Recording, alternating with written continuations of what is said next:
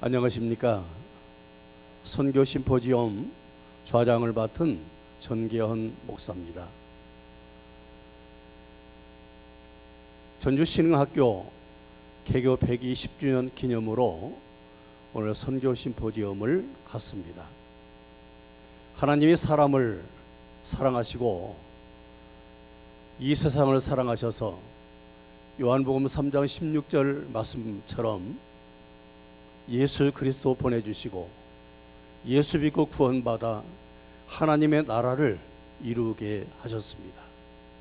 이 땅에 140여 년 전 선교사님들이 오셨고 120년 전 미 남장로회 선교사 소속 레이놀드 선교사 그분이 오셔서 전주 완산 산길석에 자리를 잡고 김창국 학생 한 사람을 가르친 것이 오늘의 신흥학교의 출발이 되고 120년 역사를 가져오게 되었습니다. 이런 과거의 선교의 흔적을 되돌아보고 현재 우리의 입장을 보면서 내일의 비전을 꿈꾸는 그런 일을 위해서 오늘 선교 심포지엄을 갖습니다. 오늘 발제하실 6분을 소개하겠습니다. 김천식 박사님, 강복근 목사님, 주연도 목사님, 김연도 목사님,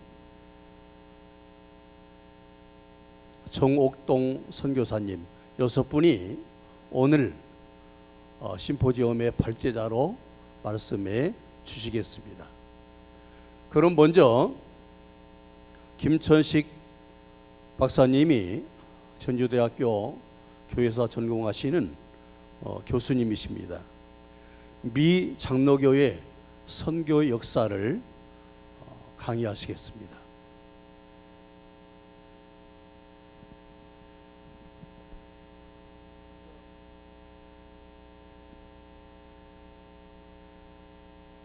먼저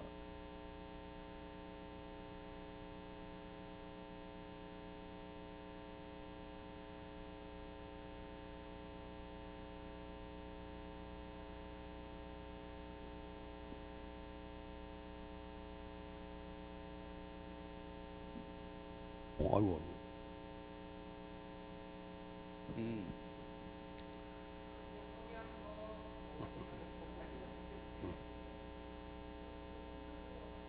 예. 예. 자, 오늘 발제하실 6분을 소개하겠습니다. 김천식 박사님, 강봉근 교수님, 주연도 목사님, 김용원 목사님, 강복근 목사님, 정옥동 선교사님 6분이 오늘 발제하시고 강의해 주겠습니다. 그럼 먼저 김천식 교수님, 전주대학교 교회사를 전공하시는 김천식 교수님, 미 장로회의 선교 역사라는 주제로 발제하시겠습니다. 먼저 신흥학교 개교 120주년을 축하드립니다.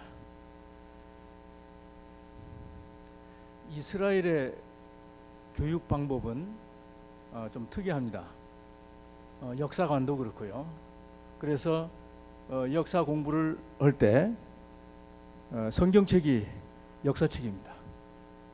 그래서 교육할 때에 학생들을 향해서 너희들이 뭐 뜬금없이 세상에 나온 것이 아니고 아브라함서부터 이삭, 야곱 쭉 이어져서 그 연장선상에 있다. 그렇게 교육을 시킵니다. 그래서 너희들은 너 혼자가 아니고 너희들 속에 믿음의 선조들이 다 들어있다. 그렇게 교육을 시킵니다. 그러니까 그런 교육을 받은 학생들이 어떻겠어요? 그 마음속에 정체성이랄지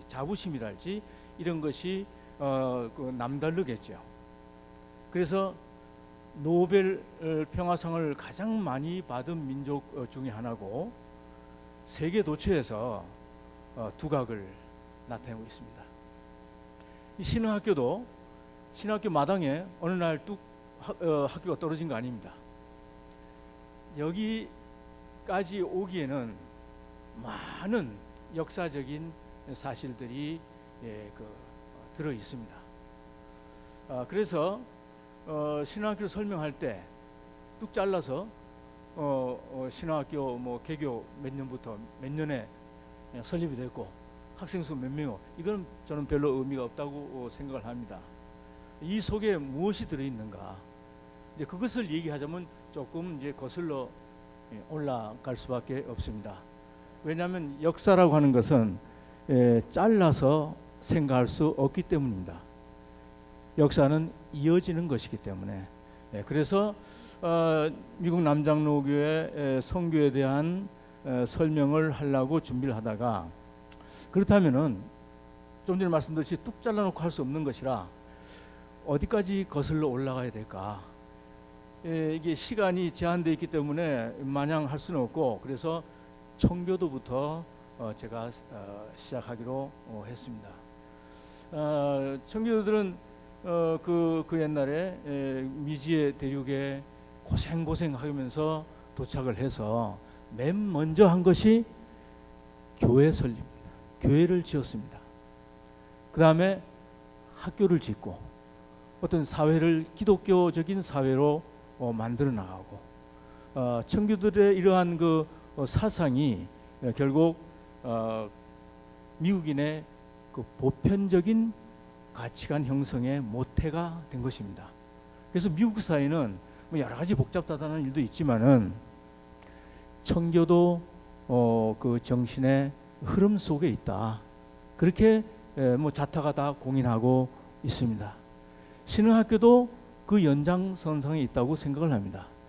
전에 그 장평화 교장 선생님, 제가 다니는 교회 장로님이셨는데 그분 말씀이 뭐라고 하냐면 우리가 청교도 정신을 이어받아야 한다. 교회에서 그렇게 말씀을 하셨습니다. 신흥학교도 그와 무관하지 않습니다. 어쨌든 이 신학교가 그런 그 역사적인 흐름의 그 선상에 있다고 이제 생각하면서 말씀을 드리려고 합니다. 지금까지 간략하게 이렇게 말씀드렸는데 시간이 쫓길 것 같아서 지금 다음은 안 들어도 됩니다. 지금부터는 화면으로 그 현장을 설명하도록 하겠습니다. 그 이유는 우리가 그냥 말로 듣는 것보다는 직접 현장을 보는 것이 낫다고 생각을 하고 또 더군다나 이 사진은 제가 그냥 개한테도 물려가면서 그 고생하면서 그 다니면서 찍은 사진이라 저한테는 더 애착이 있기 때문에 그렇습니다. 1620년입니다. 초겨울 무렵에 대서양의 추풍 낙엽처럼 배가 흔들리고 있었습니다. 이 배가 메이플라워입니다. 120명을 태운 청교도들이 그 풍랑을 헤치면서 뱃속에서 거의 절반이 질병으로 죽어나가면서 어렵게살이 미국에 도착을 합니다. 저는 현장 중심주의입니다. 궁금한 데 있으면 어디나 배낭 싸고 달려갑니다. 그래서 이 배가 메이플라워인데 물론 그 배는 아닙니다. 메이플라워 2세 배인데 현장에 가서 찍었습니다. 이게 지금 미국에 그 정박해 있습니다. 이렇게 그 누더기 옷을 걸치고 신대륙에 도착을 했습니다. 그래서 맨 처음 세운 교회가 그 이 언덕에 지금도 있습니다. 여기서 추수감사절 우리가 지금 지내는 추수감사절을 맨 먼저 한 곳이 이 교회입니다.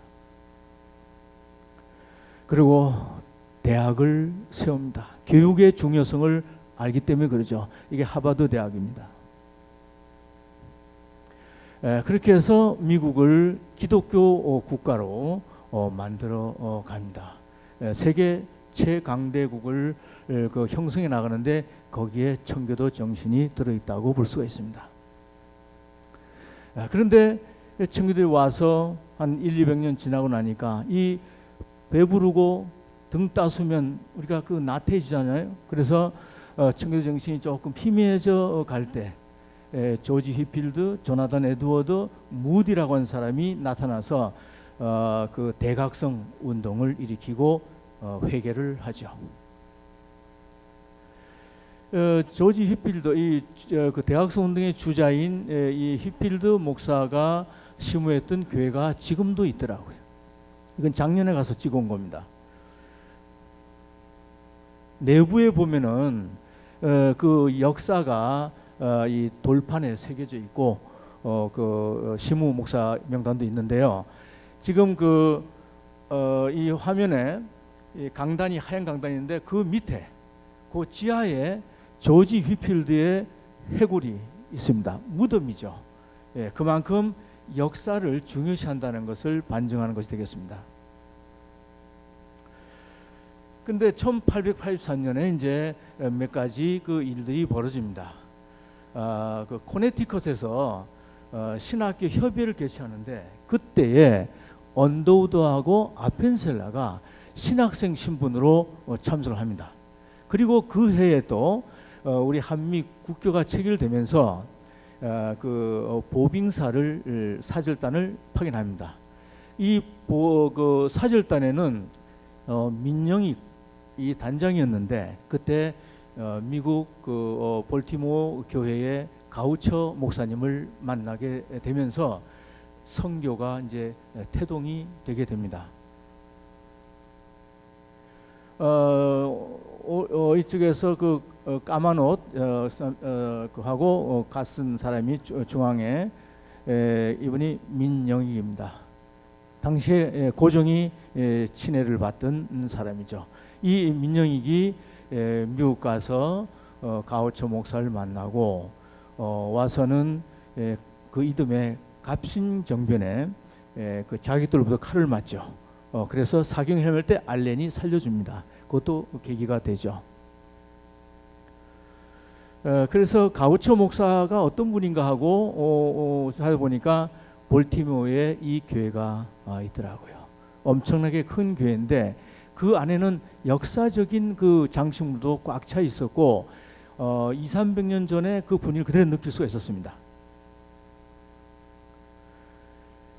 그래서 결국 아까 말씀드린 언더우드 아펜셀라가 우리 한국 개신교 선교사 처음 도착을 하게 되고 언더우드 선교사가 선교 활동을 하고 안식년으로 그 시카고에 가서 메코믹 신학을 그 방문하게 됩니다. 거기서 강연을 하게 되죠. 이 사진이 뭐 지금은 없어졌지만은 메코믹 신학교 전경입니다. 지금은 좀 장소를 옮겨서 잘 건물을 잘 지어놨습니다. 메코믹 신학으로 되어 있죠. 여기에 누가 공부를 하냐면은 테이트 선교사가 여기서 공부를 합니다. 그리고 언더우드가 강연할 때에 감동을 받고 한국 선교사로 오기로 결심을 하게 되고 와서 오기 전에 이 7분이 어디서 만나냐면은 세인트 루이스에서 만납니다. 그래서 궁금해서 세인트 루이스를 찾아가서 이 동네를 어떻게 다 찍느냐고 생각해 봤더니 거기에 아트 게이츠라고 하는 높은 구조물이 있더라고요. 거기 올라가니까 다 보여요. 하여튼 우리 7인의 선발대가 여기에 모여서 한국으로 출발을 하게 되죠. 7 선교사입니다. 그 갓쓴 사람 옆에 있는 사람이 테이트 선교사고 그 옆이 정킨이고 그 다음 남자가 레이놀즈입니다. 그 선교사들이 여러 가지 애환들이 많은데 뭐 다 설명될 수는 없고 그 중에 정킨 선교사는 이 선교부에 묻혀 있습니다.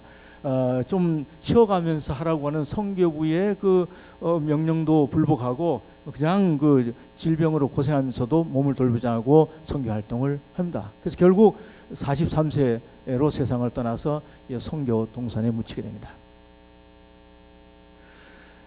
그리고 일제강점기에는 인돈 그 윌리엄 린턴 선교사가 신흥학교를 위해서 지정학교로 격상시키고 어떤 일제의 그 강압에도 불구하고 신흥학교를 유지해 나갑니다. 이제 그 돌아가셨는데 한국에는 언더우드 가문이 있는가 하면은 서울에 이 호남 지역에는 린턴 가문이 있습니다. 이분은 나이 드신 분은 윌리엄 린턴의 셋째 며느리입니다. 작년에 가서 5월에 가서 만났는데 그 가을에 돌아가셨습니다. 근데 그 옆에 있는 분은 이분의 또 셋째 며느리고 넷째 아들이 서울의 인요한 선교사입니다. 이거는 구바울 선교사입니다. 또 찾아가서 만나서 이 선교에 얽힌 얘기와 아까 좀 전에 보여드린 그 사진도 이분이 저한테 줘서 제가 받았습니다. 구바울 선교사입니다. 닥터 크레인입니다. 이 예수의 마지막 선교사인 설대의 선교사입니다. 이분이 얽힌 얘기는 많지만은 검은 머리가 팥뿌리가 되도록 예수를 위해서 헌신을 했습니다. 레이놀드 선교사입니다. 해리슨 선교사입니다. 초창기의 교육 장면이고요. 3.1운동 저항에서 S자를 그리고 다른 학교로 단체 전학을 가죠.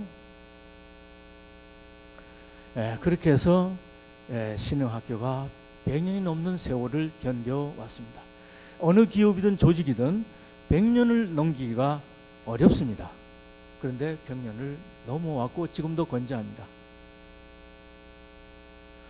그래서 지금의 장면인데 신흥학교는 호남에서 아니면 전국에서 명문학교로 선교 학교로 모든 사람에게 인정받고 있는 그런 학교입니다. 이상 마치겠습니다.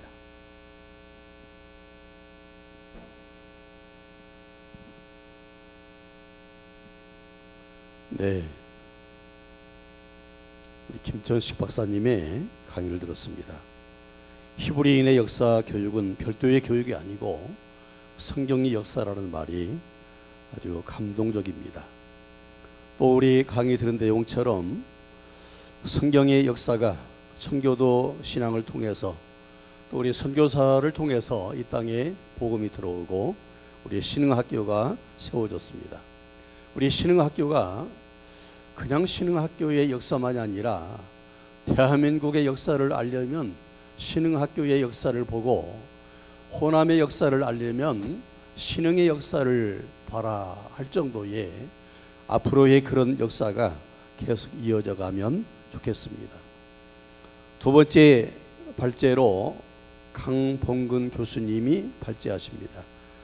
67회 동문이시고 전북대 명예 교수님이시고 또 전주 중부교유의 장로님으로 심우하십니다. 우리 교수님이 최초의 신흥인 김창국이라는 발제를 하시겠습니다. 지금부터 최초의 신흥인 김창국 목사님에 대해서 말씀드리겠습니다. 미국 남장로교 선교사들이 한국에 들어온 것은 1892년이었고 그들이 전주에 틀을 잡고 본격적으로 선교 활동을 시작한 것은 1894년이었습니다. 그러나 동학 농민혁명이 일어나면서 잠시 철수했다가 1895년 2월에 레이놀드 목사와 해리슨 목사가 전주에 돌아와 선교를 위한 거처를 마련했으며 1895년 12월 말경 테이트 목사 남매가 이곳에 거주하면서 본격적인 선교 활동이 시작되었습니다. 1896년 11월에는 해리슨 목사가, 1897년 6월에는 레이놀드 목사가 선교 활동에 가담을 하였습니다. 1897년 7월 17일 전주에서 토착교의 시작을 알리는 역사적인 세례의식이 레이놀드 목사의 집례로 이루어집니다. 그들은 김창국, 김내윤, 윤씨 부인, 김씨 부인, 함씨 부인 등 5인이었는데 여기서 김씨 부인은 바로 김창국의 어머니였습니다. 최초의 세례를 받은 자 5사람 중에서 한 사람인 김창국은 당시 만 13세의 소년이었습니다. 1900년 9월 9일 레이놀드 선교사의 사랑방에서 만 16세의 소년인 김창국을 대상으로 근대식 교육이 시작되었으니 이것이 신흥학교의 출발입니다. 이 일을 기점으로 하여 1901년 7월 1일 해리슨 목사와 그의 어학선생에 의해서 8명의 남학생을 대상으로 한 조그마한 주간 학교가 시작되었습니다. 개교 당시의 상황에 대해서 해리슨 목사는 1901년 7월 9일자 선교보고에서 다음과 같이 말하고 있습니다. 기독교 가정의 소년들을 위해 학교가 문을 열었다. 학교를 여는 문제에 대해서 부모들에게 의견을 물었고 이에 대해서 부모들은 학교가 시작하기 전부터 8명이나 되는 소년들을 보내주었다. 그들 가운데는 커다란 희망을 품고 있는 총명한 아이들도 있었다. 이렇게 시작된 소규모 주간학교는 점차 발전하여 1908년 예수교학교라는 5년제 학교가 되었고 같은 해에 학교 이름을 신흥학교라고 개칭을 하였습니다. 1909년 국가로부터 사립신흥학교 인가를 얻었고 6월 15일에는 보통과 1호 졸업생 5명을 배출했습니다. 그해 한국 선교 후원자인 그레임 씨가 1만 달러를 기부하여 가을에 희현당 유적지에다가 벽돌 양옥 2층으로 80평을 건축하고 고등과 학생을 모집하여 가르쳤습니다. 당시 학생 수는 고등과와 보통과를 합하여 150명이었습니다. 지금까지 언급한 내용을 보면은 미국 남장로교 선교사들이 존재해와 1897년 7월 17일에 최초로 5명의 신자들에게 세례를 베풀었는데 그 중에 한 사람인 김창국이라는 소년을 1900년 9월 9일부터 레이놀드 선교사의 사랑방에서 가르치기 시작한 것이 오늘날 신흥학교의 시작이라고 할 수 있습니다. 그래서 우리는 김창국을 최초의 신흥인이라고 합니다. 김창국은 1884년 1월 28일 전주에서 한의원인 김재훈 씨 둘째 아들로 태어났습니다. 소년 시절 9년간 수당에서 한문 공부를 했습니다. 그의 할머니와 어머니가 선교사 테이트 형의 전도로 전주 최초의 신자가 되었기 때문에 그도 일찍부터 기독교인이 되었습니다. 그는 당시 선교사인 테이트 목사의 사동으로 있으면서 주일에는 해리슨 목사와 레이놀드 목사의 부인들이 경영하는 주일학교에 참석할 아이들을 불러 모으는 책임을 맡아 봉사했고 선교사들이 경영하는 신흥학교에 출석하면서부터는 선교사들을 도와 날마다 시장에 나가 사람들에게 전도지를 나눠주는 등 전도 활동에 힘을 썼습니다. 학교에서 그는 주로 해리슨 목사의 부인에게서 교육을 받았으며 선교사 테이트 양은 선교보고에서 그는 훌륭한 아이라고 평하고 있습니다. 김창국은 해리슨 부인의 주선으로 평양에 있는 숭실중학교에 진학을 합니다. 그래서 1907년에 졸업을 합니다. 이는 남장로교 선교회 소속 학생 중에서 최초라고 합니다. 숭실중학교 졸업할 때쯤에서 그는 평양 숭의학교 졸업생인 양응도와 결혼을 하고 군산으로 내려와서 1908년부터 남학교 교사를 맡음과 동시에 선교사들의 사역을 도왔으며 부인은 여학교 교사로 일을 했습니다. 그렇게 일을 하면서 1908년 김창국은 평양신학교에 입학을 합니다. 신학교에 재학을 하면서도 선교사들의 선교사역을 돕는 한편 군산에 있는 영명학교에서 3년간 교사로 근무하였으며 금산에 있는 심공학교에서도 3년간 근무를 했습니다. 기진학교 졸업생이며 중앙대학교 설립자인 이명신 여사는 바로 심공학교 재직 중에 가르친 제자입니다.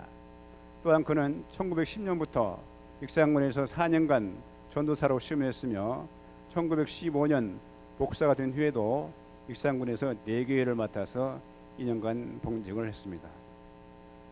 1915년 김창국은 평양신학교를 졸업하고 목사가 됩니다. 목사 인직 후에 김창국은 맥구첸 선교사의 협력 목사로서 진안, 무주, 완주 등에서 목회를 했습니다. 1917년 전라노예는 김창국 목사를 제주도 전도 목사로 파송합니다.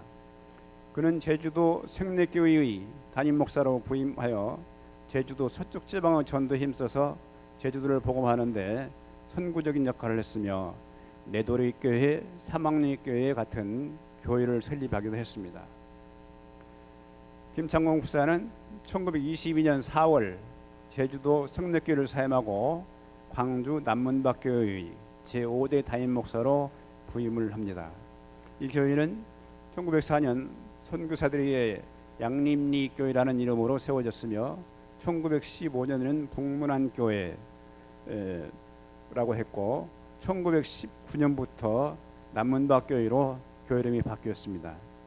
김창국 목사가 부임한 2년 후인 1924년 10월 5일에 남문박교회는 교세가 증가함에 따라서 양림교회와 금정교회로 분립되는데 김창국 목사는 양림교회의 담임 목사가 되었습니다. 광주 양림교회는 전주로 말하면은 서문교회 같은 그런 중심교회라고 하겠습니다. 일제말 교회에 대한 탄압이 심해지면서 1943년 4월 일본 기독교 조선교단이라는 특별주치에 의하여 김창국 목사는 강제로 해임되고 양림교회는 목회자 없는 교회가 되었으며 교회 건물마저 빼앗기는 순환을 겪게 됩니다. 해방이 되고 교회가 다시 회복되면서 김창국 목사는 양림교회 6대 담임 목사로 취임합니다. 그러다가 1947년 6월 양림교회를 사임하고 금정교회로 옮겼으며 그곳에서 성역 35주년 기념식을 거행한 후 6.25 전쟁이 일어났는데 북한군이 7월 23일 광주에 진입할 무렵에 피신하에 지내다가 갑작스럽게 사망했습니다. 김창국 목사는 1897년 전주에서 최초로 세를 받은 5인 중에 한 사람이었고 1900년 9월 9일 선교사로부터 신교를 받기 시작하면서 최초의 신흥인이 되었으며 평양 숭실중학교와 평양신학교를 나와 평생을 목회자로서 쉼없는 삶을 살았습니다. 그는 3차 역을에서 전남 노회장을 역임하였으며 평생 동안 전국 각지에서 102회에 걸쳐 부흥회를 인도하기도 했습니다. 다음으로 김창국 목사의 후손들에 대해서 간략하게 살펴보겠습니다. 김창국 목사는 광주의 초대 YWCA 회장을 역임한 부인 양홍도 여사와의 사이에서 4남 이녀를 두었습니다. 자녀들은 모두 부모의 신앙을 물려받아 각자 위치에서 훌륭한 하나님의 일꾼으로 충직한 삶을 살았습니다. 장남 김현정은 1909년생으로 숭실중학교와 숭실전문학교 법학과를 졸업했고 1937년 평양신학교 졸업과 동시에 황동로에서 목사 안수를 받고 황해도 홍수원교회에서 시무를 했습니다. 해방 후 북한 지역이 공산화되면서 기독교를 탄압하기 시작했는데 1945년 10월 김현정 목사는 내무소한테 붙잡혀가서 수감 생활을 하던 중 고문 후유증으로 건강하되어 추록을 하게 됐습니다. 추록 후 강단에 섰다가 쓰러져서 사경을 헤매게 됐으며 몸이 나은 후 불편한 몸으로 가족을 이끌고 올라면서 부친이 목회하는 광주에 와서 지냈습니다. 1948년 군산개복교회에서 청빙에서 제7대 담임 목사로 부임을 했습니다. 개복교회에서는 온 성도들이 협력하여 성공적인 목회를 했습니다. 그러다가 1954년 미국에서 열리는 WCC 회의에 한경직 목사 등과 함께 한국 대표로 참석했는데 그때 미국 남장로교 총회에서는 특별한 배려로 김현정을 유년신학교에서 공부할 수 있는 기회를 줬습니다. 그런데 미국에 있는 동안 불행히도 고난했을 때 받은 고문 후유증으로 장출혈이 생겨서 수술을 했지만은 결국 빨리 회복이 안 되고 미국에 오래 머물 수도 없어가지고 1955년 10월 귀국해서 세브란스 병원에 입원했는데 끝내 회복하지 못하고 사망했습니다. 둘째 아들 김현승은 1913년 평양에서 태어났으나 부친이 제주도에서 목회함에 따라서 제주도에서 성장을 했고, 부친이 광주로 목회지를 옮긴 후에는 광주 숭일학교 보통과를 졸업하고 평양에 있는 숭실학교를 졸업했으며 1936년 숭실전문학교 문과에 입학해서 3년간 수학하다가 건강학과로 졸업 1년을 앞두고 중퇴를 했습니다. 1951년부터 조선대학 교수로 재직하였고 그 후 모기인 숭실대학교로 자리를 옮겨서 1975년 4월 임종식까지 재직을 했습니다. 숭전대학교 물리대 학장을 역임했고 우리나라의 대표적인 기독교 시인으로서 1970년부터 1973년 사이에 한국무인협회 부의사장을 역임했습니다. 광주시 양림동에 있는 호남신학대학교 안에 그의 시비가 있고 그의 시 가을의 기도는 교과서에 실릴 만큼 우리나라에서 널리 알려진 그런 시입니다. 셋째 아들 김현택은 1915년생입니다. 그는 최초의 신흥인인 아버지의 뒤를 이어서 신흥인이 되었습니다.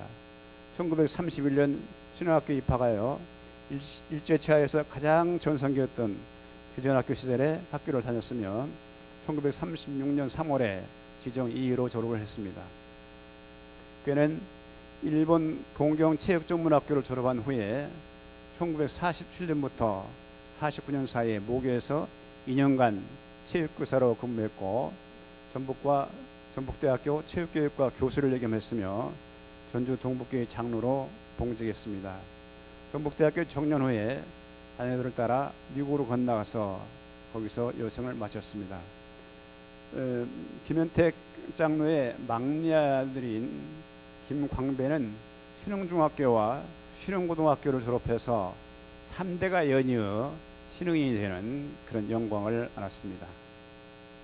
마지막 넷째 아들 김현구는 1923년생으로 중앙대학 국문과를 졸업하고 평생을 교직에 헌신했습니다. 나주교육장을 역임하였고 전남여고 교장으로 정년을 맞이했으며 광주중앙교회 장로로 봉직하였습니다. 이상에서 김청국 목사의 네 아들의 삶을 개괄적으로 살펴보았는데 그들은 모두 기독교 가정에서 자란 신앙인으로서 각자 위치에서 충성스러운 삶을 살았음을 알 수 있습니다. 필자가 1989년에 광주에 가서 김영구 장로를 만났을 때 그의 말에 의하면은 당시 생존해 있는 김창국 목사의 후손은 모두 86명으로 그중 40명이 미국에 살고 있다고 했습니다. 최근에 김현택 장로 차남인 금의배 장로 말에 의하면은 지금 김창호 목사 후손은 대부분 각 교회에서 장로와 권사로 교회를 섬기고 있다고 합니다. 지금까지 최초 신흥인 김청옥 목사의 생애와 그 후손들에서 살펴보았습니다. 전주 땅에 개화의 물결과 함께 기독교가 들어오고 그 복음의 씨앗이 교육이라는 태양 위에 심어져 얼마나 많은 열매를 맺었는가를 생생하게 볼 수 있었습니다. 그런데 어찌 김창국이 한 사람뿐이겠습니까? 우리 신흥의 120년 역사 속에는 수많은 김창국이 있었고 그들이 이 땅에 하늘나라를 확장하는 일과 국가와 민족을 위하는 일 그리고 우리의 작은 이웃들을 위하는 일에 헌신하며 살았을 것입니다. 이상입니다. 네, 최초의 신흥인 김창국 강의를 통해서 우리 마음에 아주 큰 울림을 주었습니다. 그렇습니다. 한 사람 아담은 범죄에서 죄와 죽음을 우리에게 가져다 주었고 한 사람 예수 그리스도는 우리에게 구원과 영원한 생명을 준 것처럼 그 복음의 영향으로 최초의 신흥인 김창국은 하늘의 미랄이 되어서 그만 말씀드린 것처럼 86명의 자손들이 장로님으로 권사님으로 또 목사님으로 곳곳에서 섬기는 것처럼 영향력을 끼쳐 살아온 것처럼 이제는 우리 신흥인 120년 역사 속에서 전국의 세계에 지구촌에 영향을 주는 그런 사람으로 살아가야 할 것 같습니다. 다음에는 주연도 목사님, 우리 동문입니다. 60회 출신이시고 전주 신흥 목회 신목회 초대 회장이셨고 광주 동성교회 원로 목사님이신데 신학교 선교와 청평화 교장이라는 주제로 발제하시겠습니다. 우리 신흥학교가 시작하기 전 1891년 미국 남장로 선교회는 전라도 지역의 효과적인 선교를 위해 청소년 교육과 미래 교역자 양성을 위한 초등학교를 각 군마다 설립하여 운영하기로 결의했습니다. 선교사들의 궁극적인 목적은 복음을 전파하는 데 있었고 선교의 한 방법으로 학교를 세웠고 병원을 세웠습니다. 그러므로 미션스쿨은 어떠한 경우라도 종교 교육과 예배 행위가 주된 커리큘럼이었습니다. 따라서 1908년 학교 이름을 예수교 학교라고 하였습니다. 그러나 같은 해 9월 니시빗 선교사가 설립자 겸 교장으로 취임하여 학교 이름을 신흥학교로 바꾸었습니다. 이는 당시 새로운 나라, 새로운 교육, 새로운 사상, 곧 근대화를 위한 우리 민족의 시대적 요구를 반영한 것이었습니다. 종교교육은 크게 성경의 교수와 예배를 통한 신앙 지도로 나눌 수 있었습니다. 성경 수업 시간은 시대에 따라 조금씩 다르지만 주당 3시간이었고 아침 매일 체프를 드리고 수업을 시작했습니다. 그리고 주일이면 교회에 나가 예배를 드리고 봉사하도록 했습니다. 더 나아가서 학교의 설립 목적이 선교에 있었던 만큼 가급적이면 학생들이 선교의 일꾼들이 되기를 희망했습니다. 이에 따라 교육과 신앙 훈련을 통하여 신앙의 모든 학생들은 선교의 역군으로서 손색이 없었습니다. 그런데 1930년대에 들어와 일제는 침략전쟁을 효율적으로 수행코자 한국인을 일본인화하기 위해 민족 말살 정책을 실시했습니다.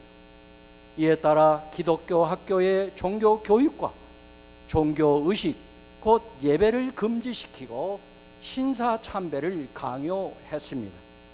이에 우리나라 모든 선교회는 교육 평화회를 조직하여 총독부의 종교 탄압에 맞섰습니다.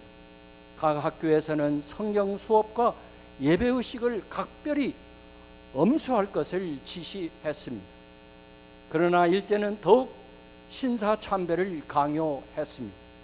이에 하는 수 없이 1935년 11월에 열린 미국 남장로교 선교회 원례회는 그리스도 신앙으로 양육한 학생들을 신사에 참배케 하기보다는 차라리 학교를 폐교하자라는 결의를 하였습니다. 그래서 결국 1937년 9월 신사 참배 거부로 인하여 신흥학교를 비롯한 전라남북도의 10여 개 학교가 문을 닫게 되었습니다.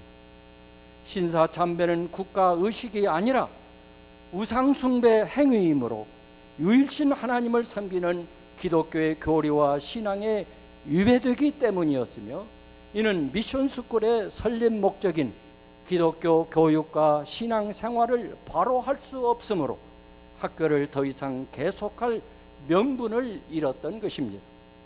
신사참배 거부는 선교사들에 의해 기독교 학교로서의 정체성을 지키고자 한 결정이었지만 일제 당국은 그들의 식민 정책에 대한 심각한 도전으로 간주하고 폐교 이후를 제국 교육의 근본을 교란하는 것에 대한 단호한 조치라고 언명했던 것입니다. 하는 수 없이 신흥학교는 1937년 9월 22일 폐교식을 거행하고 근대 교육과 기독교 선교의 37년의 학교 역사를 마감했던 것입니다.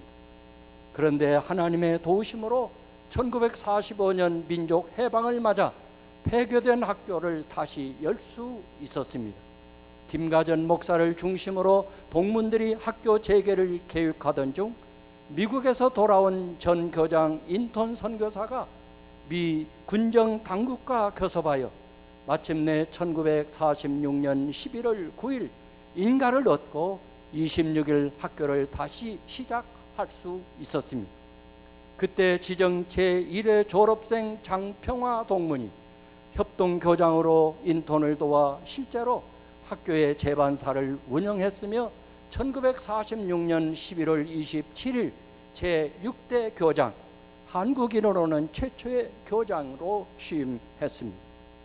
장평화 교장 선생님은 1977년 11월 3일 하나님의 부르심을 받을 때까지 31년 동안 그의 반생을 우리 신흥학교를 위해 헌신 봉직하셨습니다.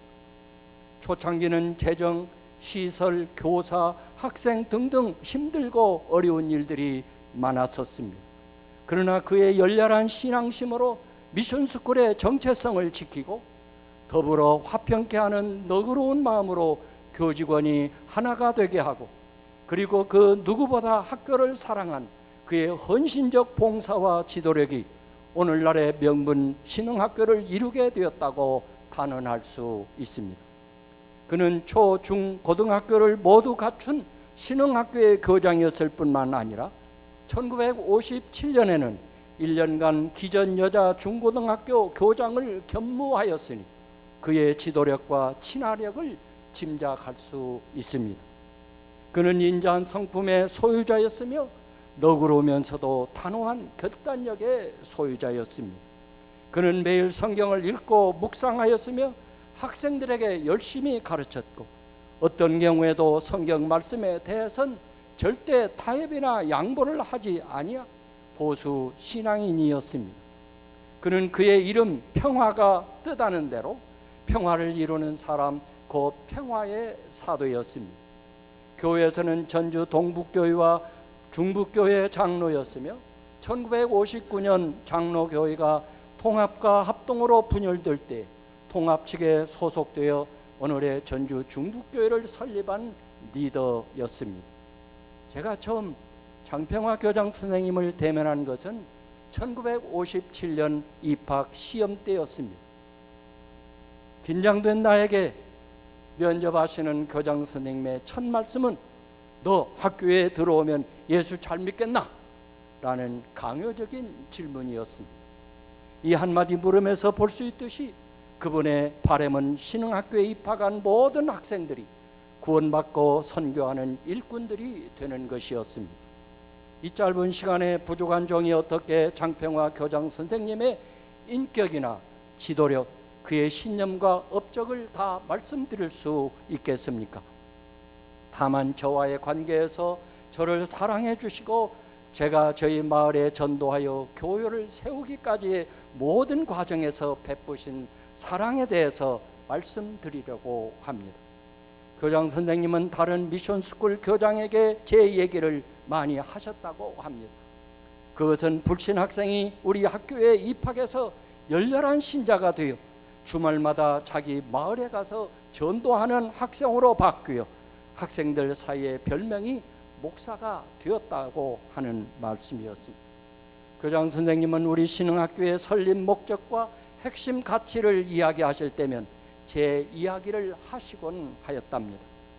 예배당엔 한 번도 가보지 못한 불신 학생이 우리 학교에 입학하여 공부하는 동안 예수를 믿어 구원받았을 뿐만 아니라 자기 부모, 형제, 일가, 친족에게 전도하여 믿게 하고 마을에 교회를 세우고 목사가 되었다는 말입니다. 부끄러운 이야기입니다만 저는 입학식 때 바로 이 자리에서 옆에 앉은 아이와 1시간 내내 이야기만 했습니다. 입학 예배가 끝나자마자 훈육 선생님에게 걸려서 입학 첫날 첫 시간 수업에 들어가지 못하고 강당에서 기합을 받았습니다. 그 후로 저는 채플이 몹시 싫었습니다. 더욱이 주일이면 교회 나가 예배를 드리라고 출석 카드를 주고 도장을 맡아와야 한다고, 만일 그렇지 않으면 낙제시킨다고, 이 도대체 성경학교인지 신학교인지 도무지 학교가 싫었습니다. 저는 더 이상 참을 수 없어 제 아버지에게 다른 학교로 전학을 보내주시라고 간청을 했습니다. 그러나 제 아버지는 그 학교는 좋은 학교다, 너도 예수를 믿어라, 인생을 살려면 신앙이 있어야 한다, 역사의 위대한 인물들은 거의 다 신앙인이었다. 물론 그때 제 아버지는 예수를 믿는 분이 아니었습니다. 그래도 그 학교가 싫으면 집에 와서 농사나 지어라, 이 단호한 아버지의 말씀에 저는 더 이상 전학의 꿈을 꾸지 못하고 1년 내내 방탕하며 불량한 학생으로 학교를 다녔습니다. 그러던 어느 주일날 예배 때 내가 죄인인 것을 깨닫게 되었고 회개하고 예수님을 주님으로 영접하여 구원을 받게 되었습니다. 그 순간부터 모든 것이 새로워졌습니다. 거듭났습니다. 구원의 감격과 더불어 흑암에 있는 영혼들이 불쌍하게 여겨졌습니다. 제일 먼저 제 부모, 형제, 제 마을 사람들을 전도하여 구원받도록 하는 것이 급선무였습니다. 그래서 매 주일 토요일이면 120리길을 멀다 하지 않고 제 마을에 가서 전도하고 주일 오후에 돌아오곤 했습니다. 교장 선생님은 저의 열심을 기특히 여기시고 도우시고 크게 격려해 주셨습니다. 농촌 계몽대가 2번이나 우리 마을에 갈 수 있게 해 주셨고, 한 마을에 한 번밖에 진료할 수 없는 예수병원 진료반을 2번이나 가서 진료할 수 있게 해 주셨고, 그리고 장 교장 선생님은 우리 학교 밴드부 전원을 동원하고 교목 이장복 목사님 그리고 당시 2분의 선교사님과 함께 우리 마을에 오셔서 야산에 모인 500여 명의 사람들을 보시고 무척이나 감격해 하시고 저를 대견하게 여기셨습니다. 그날 교장 선생님은 뽕나무에 올라간 구원받은 삭개오에 대한 설교를 감동적으로 하신 것을 지금도 저는 잊지 않고 기억하고 있습니다. 그 황무지 마을의 예배당을 지키기까지 연약한 학생 홀로 참으로 어려운 일들이 많았지만 교장 선생님의 물심양면의 도움과 격려로 제 마을에 교회당이 세워졌습니다. 그 교회가 전선호에 있는 영신교회입니다. 예수님을 믿기 전 저는 법대에 가서 법조인이 되는 것이 제 꿈이었습니다. 억울하고 가난한 사람들을 변호해주고 그들이 인간답게 살 수 있도록 돕는 것이 저의 꿈이요 인생 목표였습니다. 그러나 주님의 부르심에 내 꿈을 포기하고 신학을 하게 되었습니다. 신학교를 가겠다고 교장 선생님께 말씀드렸더니 너무 기뻐하시고 저를 안아주시면서 앞으로 목사는 대학을 하고 신학을 해야 한다고, 그래야 훌륭한 지도자가 될 수 있다고 하시면서 대전대학, 현대 한남대학교에 추천해 주셨습니다. 제가 대학을 거쳐 신학을 하여 목사가 된 것은 미션스쿨 신흥학교에서 성경을 배우고 채플에서 말씀을 듣고 교회에 출석하여 예배와 봉사를 하게 한 신흥학교 교육의 결과라고 믿으며 그 정점에 장평화 교장 선생님이 계셨기 때문이라고 확신합니다. 제가 지금 못내 아쉽고 죄송한 것은 생전에 인사 한 번 제대로 못한 것입니다. 미국에서 돌아와 소천하셨다는 소식을 듣고 얼마나 죄송한지 마음이 아팠습니다. 지금도 마음이 아픕니다. 끝으로 부족한 종은 우리 학교 미션스쿨로서 더 많은 유능한 기독교 지도자들과 민족 지도자들을 더 많이 배출하는 명문사학이 되기를 기원합니다. 오늘의 우리 신흥학교를 있게 하신 하나님께, 그리고 명문사학을 이룬 고 장평화 교장 선생님을 비롯하여 모든 교직원 여러분들에게 감사를 드립니다. 우리 학교 설립과 역사 속에 담긴 2가지 위대한 정신, 곧 기독교 정신과 민족 정신을 계승해 발전하기를 기대하지 기대하고 마지 않습니다. 감사합니다. 네, 감사합니다. 우리 정평화 교장 선생님이 재직하신 그 당시 선교사님의 교장직이 한국 사람에게 이양되는 중간의 과정, 그 이후에 우리 신흥학교 교장으로 오래 계시면서 봉직했던 아주 상세한 이야기를 의미 있게 들었습니다. 우리 신흥이라는 학교 이름 자체가 당시 국가적으로 민족적으로 절박한 아마 그러한 명칭이기도 했을 겁니다. 감사합니다. 이번에는 김용원 목사님, 장로의 신학대학교에서 신학사 학위를, 연세대학교 대학원에서 교육학 석사를, 전북대학교 대학원에서 교육학 박사 과정을 받고 계시고 현재 전주 신흥중학교 교목으로 재직하고 계시는데, 김용원 목사님이 해방 후 신흥의 신앙교육 및 활동에 대해서 발제하겠습니다. 제가 맡은 그 발제의 주제는 현재 전주 신흥학교의 신앙 교육이 어떻게 이루어지고 있고 또 종교 활동이 어떻게 이루어지고 있는지에 대한 내용을 말씀드리도록 하겠습니다. 제가 아이들을 가르치면서 나름의 그 목회 철학을 가지고 아이들을 가르치고 있어요. 제가 아이들을 가르칠 때 이 시대에 요셉과 같은 그런 하나님의 사람을 키우기 위해서 디모데후서 3장 16절 17절에서 말씀하고 있는 것과 같이 교훈과 책망과 또 바르게 함과 또 의로 교육하기에 유익한 그 하나님의 말씀으로 아이들에게 도전하고 있는데, 그래서 우리 아이들이 요셉처럼 이 시대에 특별히 10대에 하나님께서 주시는 그 꿈을 꾸고 그리고 그 꿈을 이루기 위해서 20대에 준비하고 훈련해서 30대에는 정말 나라와 민족을 위해서 그리고 세계를 위해서 새로운 역사를 일으키는 그래서 세상에 선한 영향력을 끼치는 훌륭한 하나님의 사람으로 양육하려고 최선의 노력을 다하고 있습니다.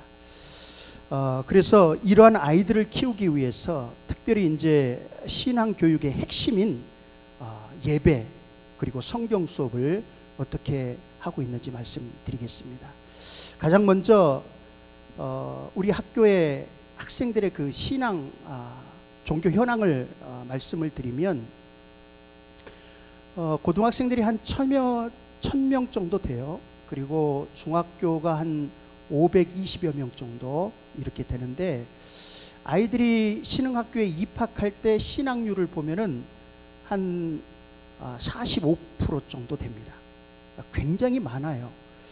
제가 이제 전국 기독교학교 연합회에 가서 이제 발제를 하고 발표를 하다 보면 우리 신흥학교의 신학률이 한 50% 정도 된다 이렇게 얘기를 하면 깜짝 놀래요. 보통 미션 스쿨들의 신학률이 한 20%에서 많게는 30%가 최고치거든요. 그런데 우리 신흥학교는 50%가 넘습니다. 입학할 때는 한 45% 정도 되다가 졸업할 때는 한 6, 7% 정도 그렇게 신학률이 높아져요. 그래서 반 이상의 학생들이 예수를 믿고 교회를 다니는 그런 현재 현황입니다. 그래서 먼저 예배에 대해서 말씀을 드리면 주중에는 매일 예배를 드려요. 매일 예배를 통해서 하루가 시작이 됩니다. 그래서 학생들은 월요일, 목요일, 금요일은 아침 방송 예배로 그렇게 시작을 하고요. 화요일에는 각 반에 그 선교부장들이 있어요. 종교부장들이 있습니다. 그 선교부장들이 학급 예배를 화요일에는 인도를 하고 하루를 시작합니다. 그리고 이제 매주 수요일에는 수요 정기 체풀을 바로 이 스미스 체풀실에서 예배를 드립니다. 수요 정기 체풀은 매월 첫째 주 그리고 둘째 주에는 학년별로 예배를 드립니다.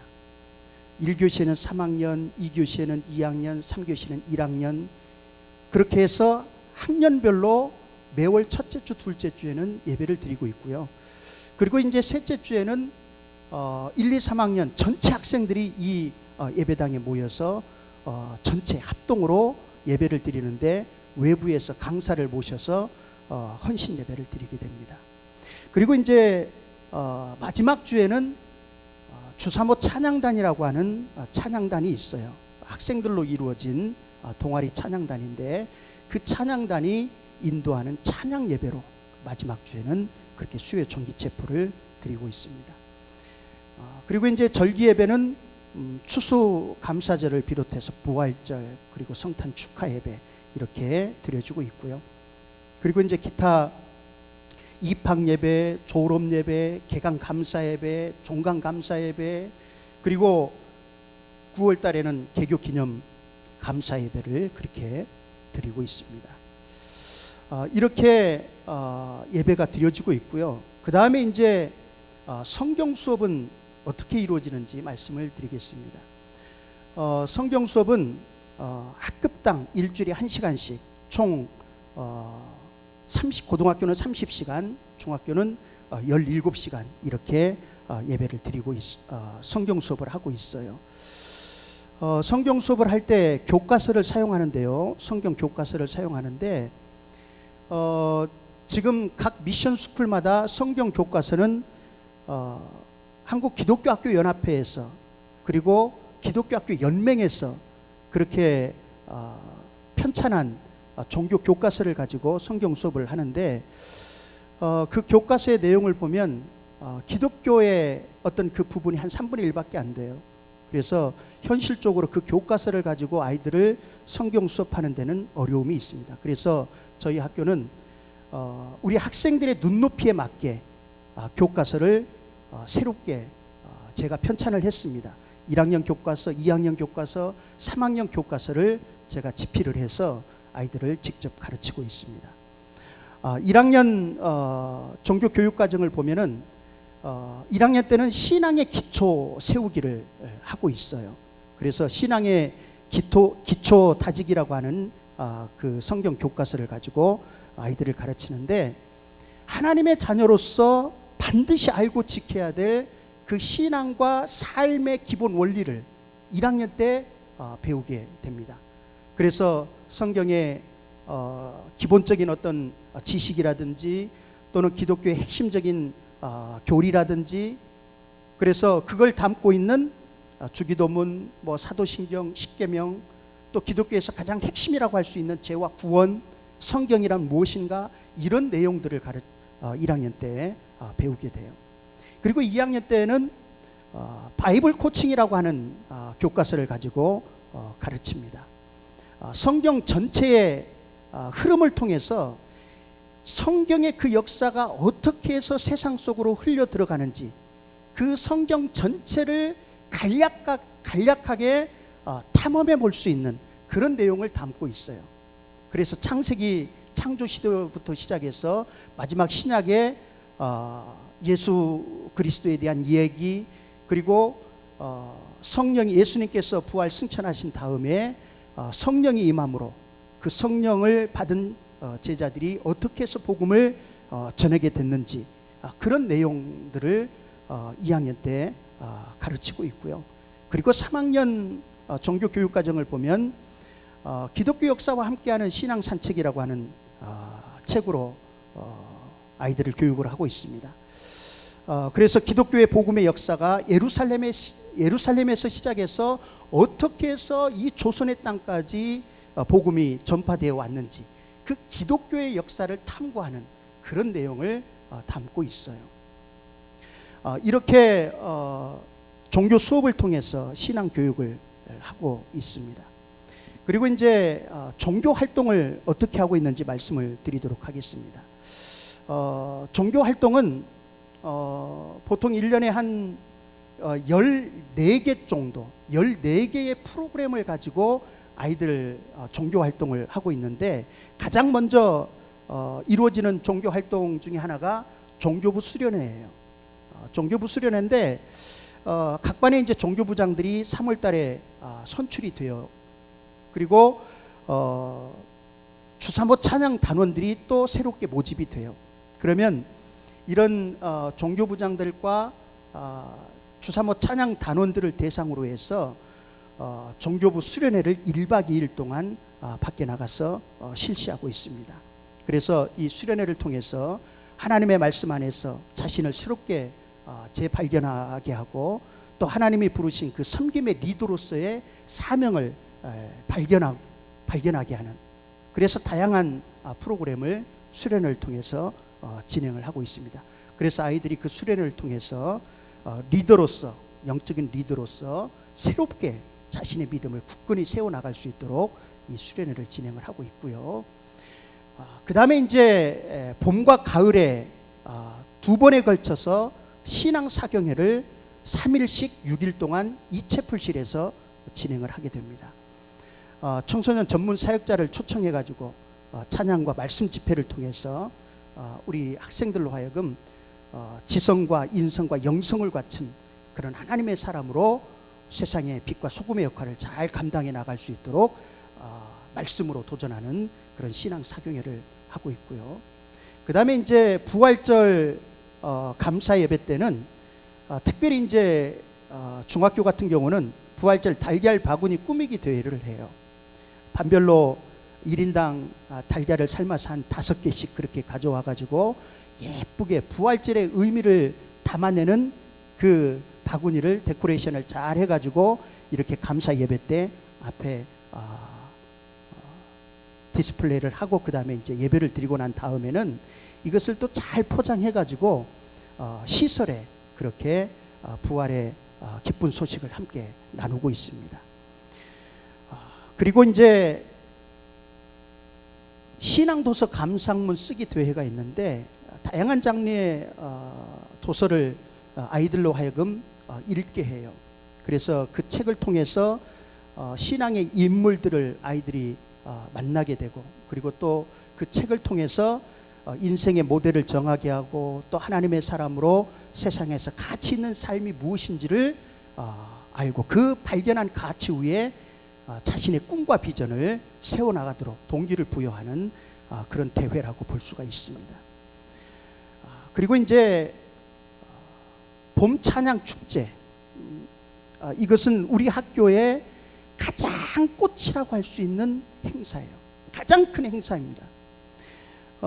그래서 전 학년이 2달 동안 지정곡과 자유곡을 그렇게 선정을 해서 짜투리 시간을 활용해 가지고 연습을 해서 그렇게 이제 이 채플실에서 발표를 할 때도 있고 또 지역 교회에 나가서 지역 교회의 후원을 받아 가지고 그렇게 발표를 하기도 합니다.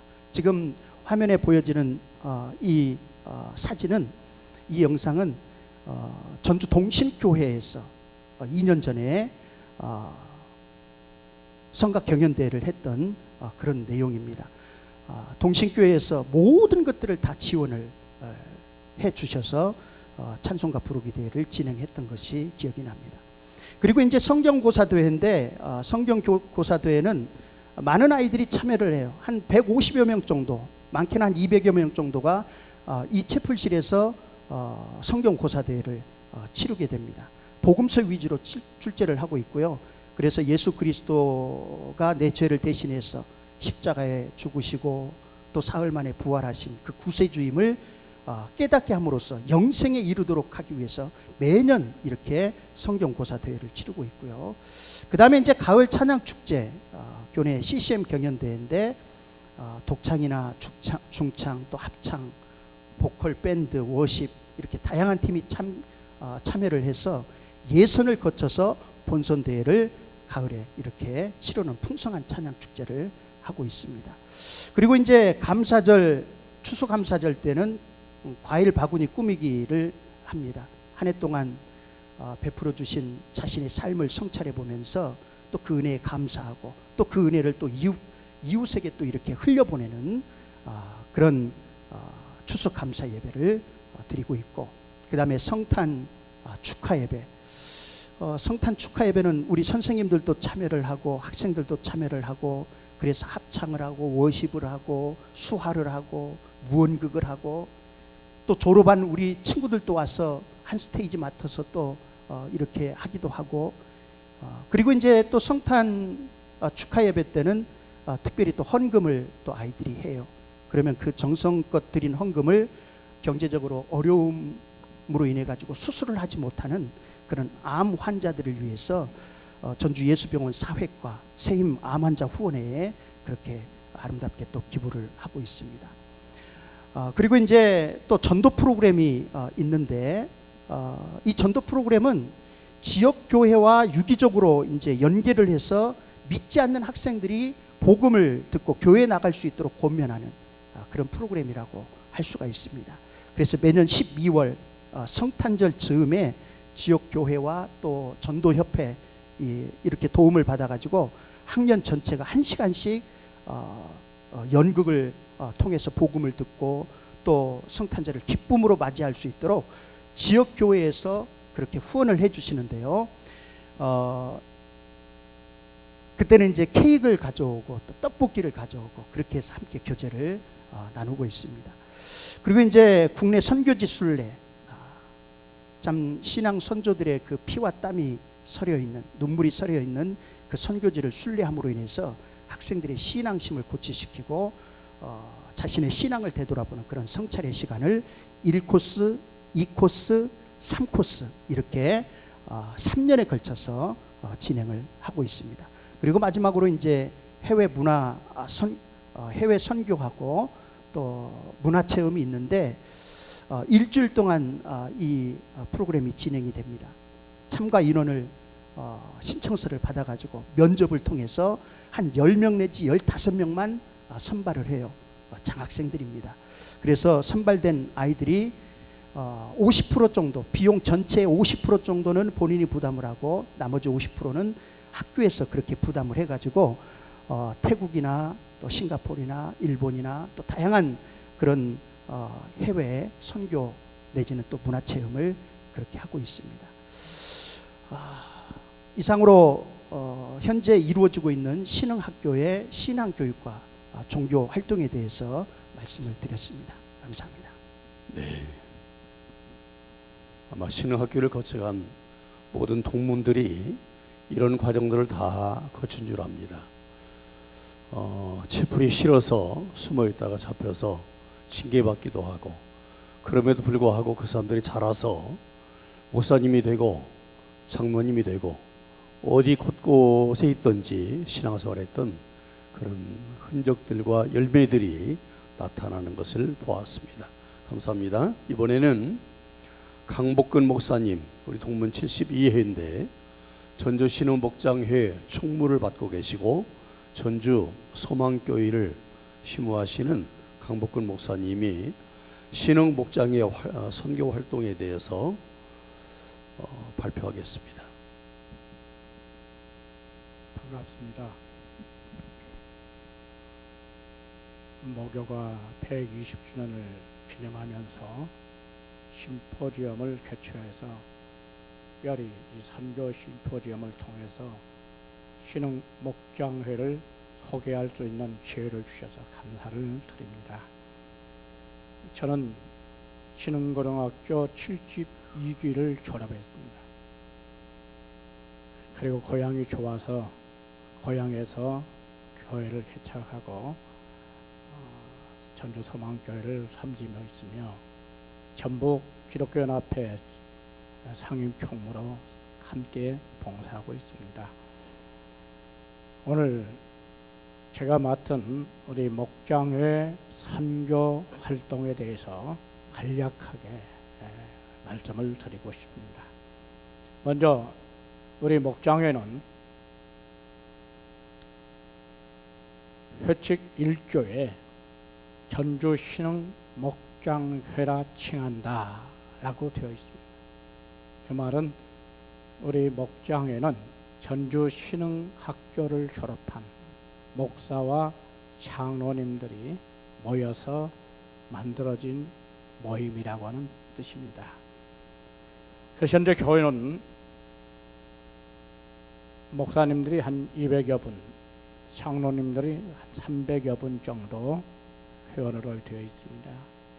그러나 아마 전체 합하면 1000여 명 정도가 목사님 장로님으로 현재 계시는 걸로 알고 있습니다. 신흥학교를 졸업한 목사와 장로 동문들이 연합해서 선교하고 또 친교하면서 모교를 위해서 기도하는 그런 목적을 가지고 이 목장회가 창립되었습니다. 우리 신흥 목장회의 발자취를 더듬어 보면 2000년대가 시작될 때에 신흥학교를 졸업했던 목사님들이 모여서 모교를 위해서 뭔가 우리가 받은 은혜를 되갚을 수 있는 그런 모임을 가지면 좋겠다 해서 신목회를 만들었습니다. 그래서 2007년도에 우리 창립총회를 가지게 됐는데 청주 동성교회를 심호하시는 주연도 목사님께서 초대 회장으로 초대해 주셨고 그 후 3년 동안 우리 신목회를 잘 이끌어 주셨습니다. 그 후로 10여 년 동안 침체기가 좀 해독되었다가 2016년도에 제4회 정기총회에서 천주 머릿돌교회를 심호하셨던 이희룡 목사님께서 2대체 회장으로 피선되셨고 2년째 역임하시면서 우리 목장회가 상당한 안정세를 이루었습니다. 그 후에 2018년도 정기총회에서 오늘 좌장을 맡으신 전계현 목사님 익산 동산교회를 심호하실 때 회장으로 피선되셔서 지금까지 섬기고 계십니다. 우리 전 목사님께서 회장 되시면서 장로님들도 함께 했으면 좋겠다. 그래서 목사와 장로가 함께하는 목장회로 이름을 바꾸게 되었습니다. 현재 이 목장회는 이번 11월 총회가 되면 이제는 신흥고등학교 출신만이 아니라 신흥중학교, 신흥고등학교 출신 목사님, 장로님들을 다 함께 아우르는 전주 신흥목장회로 새롭게 거듭나기를 저희가 준비하고 있습니다. 우리 목장회 사업 또 활동하는 내용들은 사실 목사님들과 장로님들이 각 지역에서 또 전국적으로 여러 분야에서 잘 섬기는 존경받는 지도자들입니다. 그래 바쁜 일정 중에서도 매월 함께 모여서 모교를 위해서 기도하는 시간을 갖고 있습니다. 뿐만 아니라 우리 목사님 장로님들은 또 동문회입니다. 그래서 총동문회의 행사에 적극적으로 참여합니다. 동문회에서 주관하는 신년 할애회나 또 학예 수련회, 체육대회 여기에 우리 회장님을 비롯한 임원들이 참석해서 모든 행사를 시작하기 전에 하나님 앞에 기도하면서 시작함으로써 역시 신흥학교의 그 정체성을 모든 동문들에게 알리는 그런 기회를 갖고 있습니다. 뿐만 아니라 매년 모교에서 실시되는 졸업식 또 추수감사절 이런 행사에 우리 회장님과 임원들이 참여해서 후배들을 위로하고 격려하고 축복하는 시간을 갖습니다. 금년에는 코로나19로 인해서 힘들어하시는 우리 교직원들을 위로하기 위해서 우리가 함께 위로 예배를 드리기도 했습니다. 특별히 본 스미스관을 새로 리모델링 할 때에 우리 목장회 회원들께서 마음을 모아서 협력해서 후배들이 은혜로운 예배를 드릴 수 있도록 이 스미스관 리모델링에 마음을 모은 적이 있습니다. 이제 이후로 우리 목장회는 전국의 산재에 계시는 많은 회원들을 우리 목장에 같이 협력하고 참여할 수 있는 그런 기회를 갖도록 하기 위해서 여러 가지로 행사들을 준비하고 있고 또 계획을 하고 있습니다. 특별히 순차적으로 각 지역을 순방하면서 그 지역에서 섬기고 있는 목사님, 장로님들을 만나고 함께 이제 친교하면서 그들이 우리 신흥 목장회에 참여할 수 있는 기회들을 갖도록 하고 있습니다. 제가 기억하기는 지난번 우리 동문이신 정세균 동문께서 국회의장으로 재직하실 때 국회를 방문해서 함께 위로하고 격려하는 그런 예배를 드렸던 것 참으로 뜻깊은 시간이었습니다. 특별히 우리 목장회에는 재경 목장회가 있습니다. 그래서 재경 목장회에 끌어주신 이용훈 장로님을 비롯한 임원들 회원들이 적극적으로 참여해 주십니다. 그래서 이 재경 목장회의 이 협력이 우리 신흥 목장회 발전에 지대한 영향을 주고 또 활동력을 준다고 하는 것을 이 자리를 통해서 말씀을 드리고 싶습니다.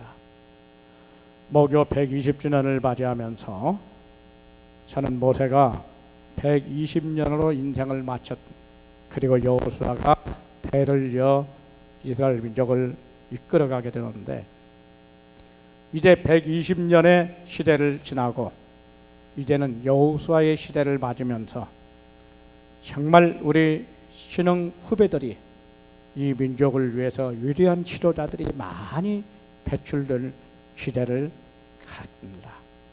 그래서 이 시대에 빛과 소금의 사명을 감당해서 모교를 더욱 빛내는 훌륭한 후배들이 배출되기를 우리 목장 회원들은 늘 기도하고 있습니다. 많은 목사님, 장로님들이 이번 기회를 통해서 신흥 목장회에 참여하시고 관심을 갖고 그래서 같이 모교 발전을 위해서 협력하고 기도한다면 더 하나님께 영광이 돌려드리라고 믿습니다. 감사합니다. 우리 신흥 출신 목사님, 장로님뿐만 아니라 각계 각 분야의 모든 분들이 곳곳에 많이 계신 줄 압니다. 이 모두가 다 입체적으로 유기적으로 협력 활동해서 우리 신흥이 더 신흥되는 일에 집중했으면 좋겠습니다. 이 시간에는 마지막으로 정옥동 선교사님 57회 동문이시고 우리 신흥 출신이시면서 신흥학교에서 교감 선생님으로 재직하시고 교장 연수도 다 받으셔서 교장 선생님으로 섬길 수 있는 기회인데 그 기회를 다 멀리하고 어렵고 힘들지만 선교사의 길을 걸으신 우리 제자들의 영원한 은사이신 정옥동 선교사님이십니다. 연변대 부속병원인 연변대학교 이사장, 동사장이라고 그러죠. 이사장 역임도 하셨고 선교단체 여러 가지 활동을 많이 하셨는데 오늘은 지금까지는 우리 신흥학교의 과거 그리고 조금은 현재를 이야기했다면 우리 정옥동 선교사님이 우리 신흥학교의 미래에 대해서 비전을 펼치는 말씀을 하시겠습니다. 전주 신흥학교 개교 120주년 기념 해외 미션 스쿨 설립에 관한 연구 보고를 발표하시겠습니다.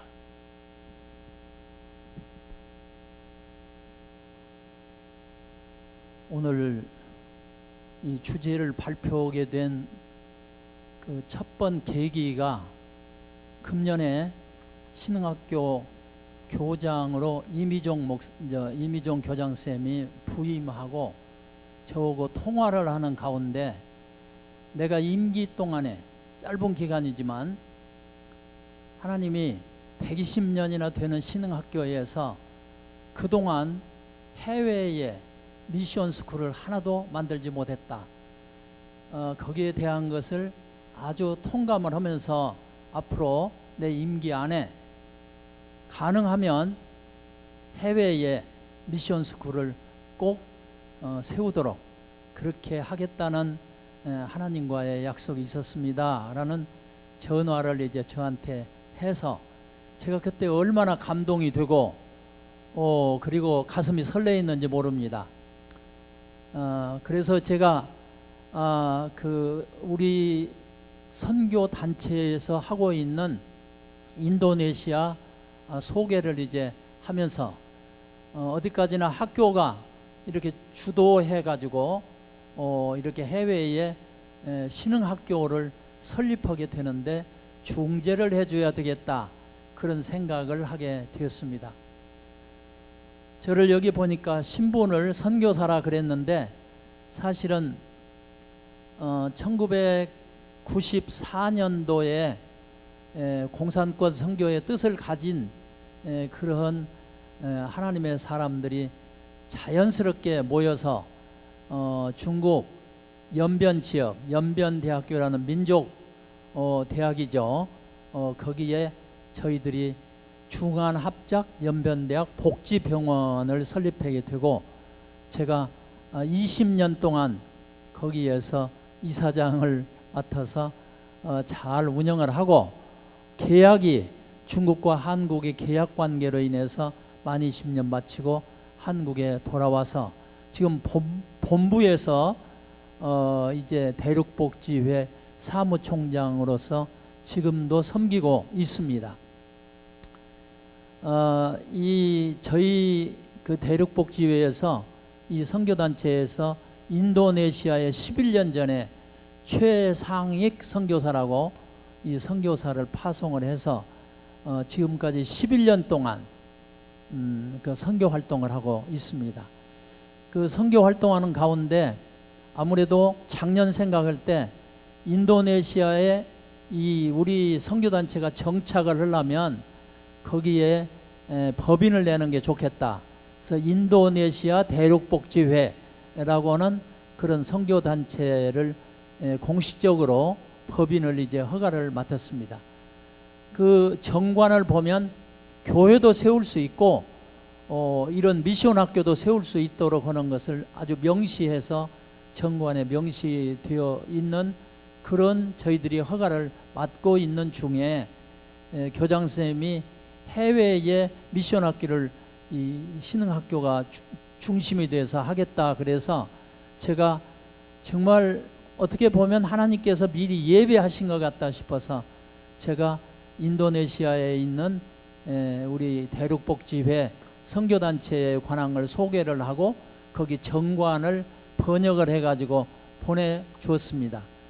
교장선생님이 그 내용을 이제 검토하고 아직은 우리가 어느 지역에 세울지 어떻게 세울지 전혀 지금 그 하나님의 인도하심을 기다리고 있는 중이니까 한번 와서 뵈면 좋겠다. 그래서 우리가 전봉권 여기 이제 그 교장쌤하고 전 영생학교 교장쌤이셨는데 하고 그 다음에 교장쌤 지금 이미정 교장쌤하고 저하고 서히 만나서 이 문제에 대한 걸 진지하게 논의를 한 바가 있었습니다. 그러나 이건 어디까지나 우리 대륙복지의 입장에서는 이 중재해주는 그런 일을 하고 역시 주도적인 것은 학교가 또 동문회가 이걸 주도해가지고 앞으로 해외에 신흥학교 뭐 분교라고 할까 제2의 신흥학교를 설립하도록 그렇게 해보자 하고 서로 논의를 한 바가 있었습니다. 그 뒤에 조금은 이게 구체적으로 돼야 되기 때문에 이 최상익 선교사들은 인도네시아의 어느 지역에 학교를 세울 만한 곳, 교회를 세울 만한 그러한 그 지역이 있는지 그동안까지 인도네시아에 11년간이나 있었으니까 한번 둘러보고 그리고 신흥학교를 세우는 일을 추진해 보면 좋겠다 연락을 했어요. 그런데 이 순바섬이라고는 이 섬의 이 교통이 좀 편리해요. 왜 그러냐면 발리라고 하는 세계적인 그 인정받는 관광 도시가 한국에서 직항으로 비행기가 뜨거든요. 7시간 가요. 그러면 거기에 하룻밤을 묵으면 그 다음에 국내선으로 이 순바섬에 2시간이면 가게 돼 있어요. 그래서 교통이 한국에서 편리하기 때문에 순바섬으로 자기가 그런 그 선교 사역지를 정했노라고 그래서 순바섬에 가서 이 학교를 세우는 일, 교회를 세우는 일을 좀 추진하도록 해보자. 그래서 학교를 세우기 위해서 아마 한 달간 있으면서 쭉 이렇게 돌아다니면서 검토한 결과 학교를 세울 수 있는 터가 한국 그 평수로 말할 것 같으면 한 7,000평 그렇게 부지가 아주 이렇게 해변에 잘 세워져서 정해져서 그곳에 뜻을 갖게 됐습니다. 그래서 이제 그 지주하고 땅 주인하고 만나서 어느 정도 구두 약속을 이제 하고 그리고 한국의 그 학교에 연락을 해서 이 임지에 세우면 좋겠다 그러는데 이 120주년 기념해 가지고 어차피 해외 미션 스쿨을 추진하고 있기 때문에 이번에 이 순서를 넣어서 저더러 좀 발표를 해달라 그래서 그 현지를 PPT로 이렇게 준비를 이제 했습니다. 한번 함께 영상을 보면서 어떻게 그 인도네시아에 앞으로 신흥학교가 세워지는지 하는 것을 잠깐 우리들이 보고 문제는 이게 하나님의 계획하심에 의해서 완전히 신흥학교가 인도네시아 순바섬에 세워질 수 있도록 우리 신흥 동문들 그리고 관련 있는 모든 교회들이 많이 기도해 주시면 하나님이 인도해 주실 걸 믿습니다. 한번 같이 보겠습니다. 처음에 인도네시아에 대한 소개입니다. 인도네시아는 2억 7천만 인구를 가지고 있고 한반도의 약 8.5배 정도 되는 아주 큰 나라입니다. 그리고 여기 보면 그 연소득, 그러니까 국민소득이 3,500달러 정도밖에 안 되는 그런 조금은 취약한 나라입니다. 그리고 인도네시아 이 두째 번 그 소개를 보면 굉장히 지금 이건 순바섬만 아니고 전체적으로 보면 고온다습하고 우기가 있고 건기가 있고 그렇게 하고 78개 활화산이 있는 그런 지역입니다. 그리고 이슬람 교도가 87.2%나 돼서 아마 인도네시아 그러면 일반적으로 생각할 때는 그는 모슬렘 국가다. 근데 사실은 아닙니다. 왜 그러냐면 인도네시아의 헌법에는 의무적으로 국가가 지정하는 모든 종교를 국민은 의무적으로 갖도록 한다. 그래서 모슬렘 신도들이 많은 건 사실인데 그러나 거기는 종교가 자유한 나라입니다. 기독교가 6.9%, 캐톨릭이 2.9%, 힌두교가 1.7%, 불교가 0.7%, 유교가 0.05% 그런 통계가 2010년 통계로 나와 있습니다. 그 다음에 여기 보면 그 비행기 거리에 대해서 앞에 서두에 설명했으니까 그건 생략하고요. 그 학교의 예정지인 순바섬이 한 달 정도 그곳에 이렇게 그 탐사를 해가지고 소개를 하고 있습니다.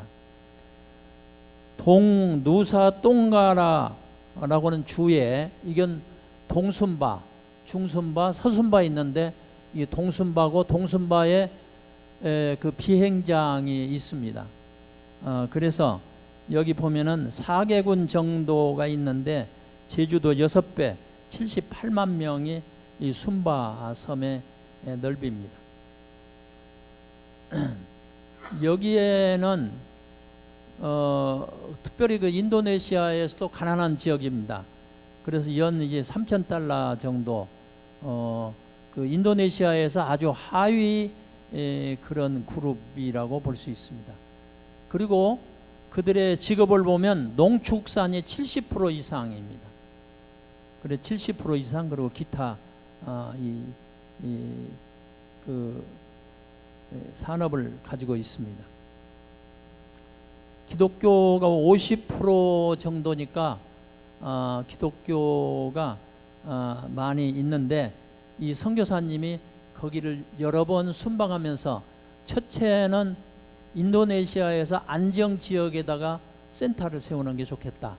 앞으로 학교도 세우고 교회도 세운다고 할 때 나중에 모슬렘 교회의 시샘을 통해서 쫓겨나지 않도록 안전지대를 선택해야 되겠다. 그래서 순바섬을 선택한 그런 이제 이유도 됩니다. 그러나 기독교인이라고 하는데 너무 성경적인 기초가 아주 열악한 지역이기 때문에 가면 기독교인들도 좀 성경적인 기초를 갖도록 하고 거기서 인재를 길러서 인도네시아 전역에 그런 이제 신앙 있는 기독교의 지도자를 양성해야 되겠다. 그런 꿈을 가지게 된 겁니다. 천주교가 15%고요. 마라푸라고는 미신이 30%, 이슬람이 거기는 5%밖에 안 됩니다. 순바섬의 위치는 다음에 나와 있는 지도에 나와 있는 걸 보시면 그 발리에서 그 순바섬이 사실은 2시간 비행거리밖에 안 되는 그런 이제 형편입니다. 인천에서 순바섬까지 비행기 경로가 거기 나와 있습니다. 그리고 순바섬의 지형은 여기에 있는 것 같이 서순바, 중부, 그 다음에 동부 그렇게 해서 세 구분을 볼 수 있습니다. 그 다음에 학교 예정지를 이제 둘러보고 지금 거의 그 지주와는 합의가 되어 있는 그 지역이 여기 보면은 그 동순바 지역에 그 옆에 있는 큰 도시가 동순바의 도시가 와잉 아푸시라고 하는 그 시가 있고요. 그 예정지가 거기에 화살표로 되어 있는 거기 예정지가 그렇게 바닷가에 가까운 쪽입니다. 그 학교의 대지는 여기 이제 구체적으로 보면 17,575평 정도 그렇게 됩니다. 거기에 사진에 보면 바다 위에 언덕 그리고 평지 이 언덕 배경이 나와 있고요. 이런 그 언덕 배경 이렇게 쭉 소개가 되어 있습니다. 그리고 와잉 아푸시는 인구가 약 5만 정도 되는 그런 도시고 그 도시 전경이 쭉 나와 있죠. 대개 1층짜리인데 1층 건물들인데 왜 그러냐면 거기에 때때로 지진이 일어나기 때문에 이 2층 이상 올리지를 못하고 대개 1층으로 대부분 이제 짓고 있다. 그 다음에 농촌 환경입니다. 왜 그러냐면 지금 그 예정지가 시 변두리로서 농촌 지역 농가를 이제 이렇게 끼고 있기 때문에 농촌 지역을 거기 보겠는데 민간들이 여기 사진에 나와 있는 것 같은 그런 집에서 모두 주거하고 있습니다. 그 주거지에 대한 게 이제 이게 좀 가까이 이렇게 사진이 찍혀 있는데 이 주거지가 이런 모양입니다. 그리고 농촌의 부엌, 그 다음에 농촌 부엌에 관한 게 나와 있죠. 화면이 아직 넘어가지 않네요. 그 다음에 이 산악지대가 나와 있고요. 그 다음에 그 옆에 바다가 소개되고 있습니다. 그리고 여기 이제 그 선교사가 순방을 이제 해 본 그런 기록들이 나와 있고 거기에 보면 아이들의 모습도 나와 있고 아이들이 노는 그런 아주